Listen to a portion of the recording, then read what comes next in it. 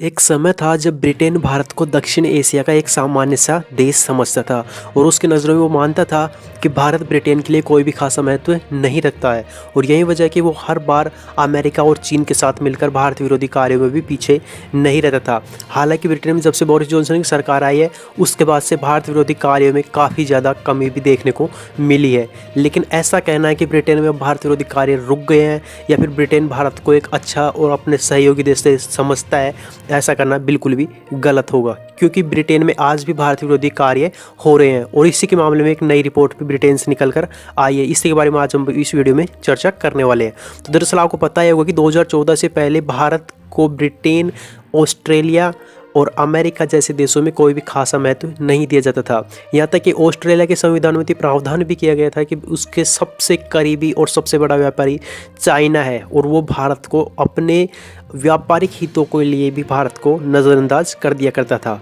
लेकिन 2014 के बाद जब से देश में मोदी सरकार आई उसके बाद से इंटरनेशनल राजनीति में भारत काफ़ी ज़्यादा प्रखर हो चुका है और इसी का नतीजा है कि आज ब्रिटेन, ऑस्ट्रेलिया, अमेरिका, जापान और फ्रांस जैसे देश भारत के साथ कंधे से कंधा मिलाकर काम करने के लिए तैयार है। अब भले ही वो अपना राजनीतिक हित साधने की कोशिश कर रहे हो या फिर वो सच में भारत के साथ मिलकर काम करना चाह रहे हो, ये तो आने वाला वक्त ही बताएगा। लेकिन फिलहाल की जो स्थिति है उसके आधार पर यह माना जा रहा है कि फ्रांस और अमेरिका, ऑस्ट्रेलिया तथा जापान जैसे देश आज भी भारत के साथ कंधे से कंधा मिलाकर काम करने के लिए तैयार है। लेकिन ब्रिटेन के बारे में ऐसा कहना बिल्कुल भी सही नहीं होगा, क्योंकि ब्रिटेन की एक संस्था है, एक आप कह सकते हैं कि थिंक टैंक है जिसका नाम है चैथम हाउस, और उसने एक नई रिपोर्ट साझा की है अपनी सरकार के साथ, ब्रिटेन सरकार के साथ, जिसमें उन्होंने भारत के लिए बेहद ही गंभीर और चिंताजनक खुलासे भी किए हैं। दरअसल उसने कहा है कि बोरिस जॉनसन सरकार को चीन और तुर्की से ज़्यादा दूरियां बनानी नहीं चाहिए और यहीं पर उन्होंने ये भी कहा है कि बोरिस जॉनसन सरकार को भारत के साथ ज़्यादा दोस्ती भी नहीं रखनी चाहिए। उन्होंने कहा है कि भारत के साथ ऐसा भी नहीं करना चाहिए कि भारत को नाराज़ कर दिया जाए, क्योंकि उनको मानना है कि भारत अगले थोड़े ही समय में दुनिया की सबसे बड़ी आबादी वाला देश बन जाएगा और साथ ही इसी दशक के अंदर भारत दुनिया की तीसरी सबसे बड़ी इकोनॉमिक पावर भी बन जाएगा और ऐसे में भारत को नाराज करना ब्रिटेन के बिल्कुल भी हित में नहीं होगा। लेकिन उसने कहा है कि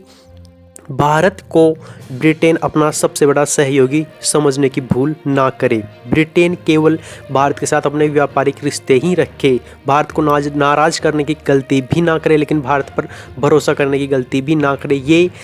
इस रिपोर्ट में साफ साफ लिखा गया है और इसमें लिखा गया है कि ब्रिटेन सरकार को चीन और तुर्की से दूरियां नहीं बनानी चाहिए। साथ ही उन्होंने कहा है कि चीन और तुर्की के खिलाफ कोई भी ऐसा कदम ना उठाया ना पड़े, ऐसा कदम बोरिस जॉनसन सरकार ना उठाए जिससे ब्रिटेन को नुकसान हो।